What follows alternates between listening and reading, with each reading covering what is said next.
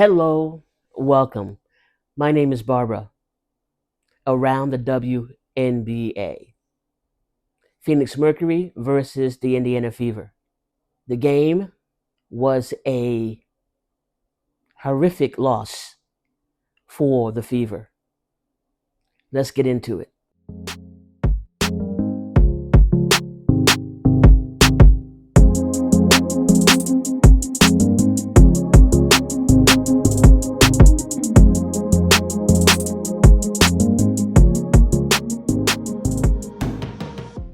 First quarter, Fever 16, Mercury 26. The first quarter was an indicator of what the Mercury had in mind. They didn't want to lose the game. Not only was that the case, but they also had some feelings about what has happened around Bonner, remarks that AT has made. And so there was some, rumblings going on. And they wanted to win over the Fever. And so that first quarter set the pace. It was 16 Indiana, 26 Phoenix. Second quarter, 20-21. Again, Phoenix leading. It wasn't by much, but they already had the momentum from the first quarter. So they just kept it going. They just kept putting in buckets. They kept making up the points. And the first quarter, Indiana was having a hard time making buckets. Second quarter, they got better, but it still wasn't enough. So my hope at that point was they were to go to the locker room at halftime, have a conversation with the coach, be encouraged, and say, like, y'all got to do something different. It can't be business as usual. They don't want to lose. Do you want to lose? Then go out there and play like you don't want to lose. Did that happen? Let's take a look. Third quarter, 11 Indiana and 26 Mercury. What does that tell you? They couldn't get a bucket. Now we had Sophie, who racked up 18 points. She did her job. She was producing. She was excited. She was energetic. Okay. However, as a team, they were not putting in what they could have put in for the team. Were they tied because they had, the on the road stuff going on in terms of that the on the road games? What was going on? I have no idea. But in order for them to have won against the Mercury, they had to have a solid defense. They had to have fast pace and make buckets. Because for sure, the Mercury were going to make buckets. They had to have themselves ready to not lose and fight for it. But again, third quarter, 11 Indiana, 26 Phoenix. Phoenix was on top, creating a larger lead. Fourth quarter, Indiana 13, Phoenix 22. That says a lot. The game ended with 60 points for Indiana and 95 points for the Mercury. Now, listen, they could have easily, it could have been an easier game where maybe Indiana didn't score any points. Okay, that wasn't the case. So it wasn't a bad game on Indiana's side. However, it was a discouraging loss. It was discouraging. Okay, here they are facing, Bonner, who caused all kinds of stuff. Here they are, AT, who's always saying something or doing something. Okay, yeah, AT is a good basketball player, good on defense and all of that. They got to watch her. They would have had to guard her better because she can hit the points. Okay, she can do certain things. She's very versatile. All right. Okay, that didn't happen. The Indiana Fever's defense was so like not to par. It was not there the way that it needed to be. But it could have been a much worse loss, yes. But it was a devastating loss for the Indiana Fever. And the Mercury walked away, you know, put everything on the line. They were getting buckets. They were creating, chaos for the Indiana Fever. They were getting 2 points, 3 points. They were doing their job on defense. Indiana turned over the ball too many times, way too many times. Okay, so something wasn't clicking for the Indiana Fever. Now, we can say the same story over and over again. You got to increase your defense. You got to make sure you have transitional points. You got to make sure you're hitting the buckets. Not only aiming for the bucket, but making the ball go in the bucket. You just can't aim for something and just arbitrarily think it might go in. It's 50-50 chance. No, you got to make sure you have a good look and get the bucket. You got to make sure your rotations is working and not arbitrary. Here we go. Here we go. The Indiana Fever basically did the opposite of what they needed to do in order to win over the Phoenix Mercury. That's the bottom line. And the scoreboard, says it all. That's the bottom line. Let's look into some of the scores, okay, in depth. Okay, for Indiana, we have Howard had 7 points. Boston had 4 points. You see, the Mercury held Howard at 7 and Boston at 4. They were on their job. The Mercury were on their job, period. Mitchell, 12 points. Cunningham, 18 points. She scored the highest points for the team. And there were only 2 players in double digits. That was not good. What are the other teammates doing? Why weren't they hitting the bucket? Why weren't they going up, into the paint? Why weren't they doing what they had done, when they had that, 5 consecutive wins? What happened? Okay. Did they think they had to, they didn't have to do the same thing or increase it with the Phoenix Mercury? That was a bad idea. Because with Phoenix Mercury, they need to increase every single thing that they did in order to win. But they didn't. We had McDonald. They kept her at 4 points. We had Dantas at 6 points. We had Turner, who scored 2 points. All right. At least Turner was on the court. It's good to see her, getting to work. She played 13 minutes. Okay. And she scored 2 points and had 3 rebounds. So at least she got her 11 minutes on the court. She had 11 minutes on the court. Okay. Bibby, she was on the court for 9 minutes. And she had tried to attempt 2 3-pointers but missed. She had 1 steal and 0 points. So what's going on with Bibby? She first got to the team. She was put in. She was hitting the 3-pointers. Okay. So is something going on between back then and the game with the Phoenix Mercury? Could it be that she's not playing enough? Could it be there's some conflict internally, where she's not playing enough? Okay. Maybe they said to her, we're going to put you on the bench for a while. And on the bench meant that you're not going to be someone they're going to go to on a regular basis. She's still not playing enough minutes.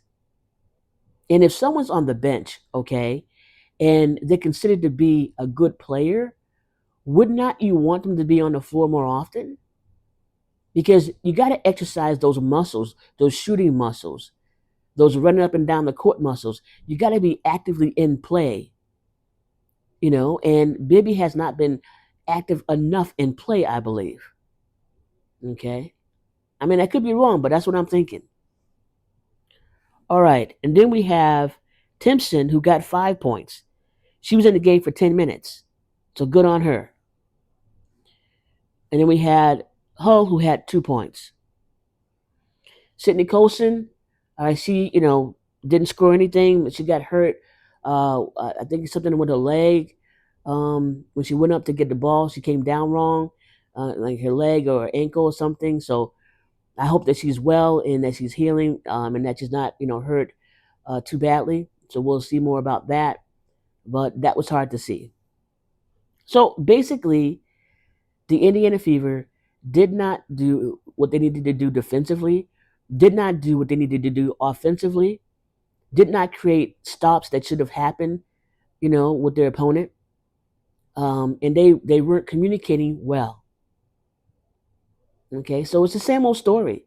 So it's either the Indiana Fever are going to get it together, the coaching staff are going to get it together, because them working together is what gives us consistency. If they want to continue to play like they've been playing in terms of, okay, 5 wins, then lose, or 5 wins, then lose one or lose two, then going back and forth. If they want to continue to play like that, then all right, do that. You might make the playoffs, you might not. You definitely won't be, in the championship. They got to break out of this cycle of whatever it is that has them like, I don't know, forgetting about what they need to do, because it has to happen every single game. Now, okay, let me just say this. No team is perfect.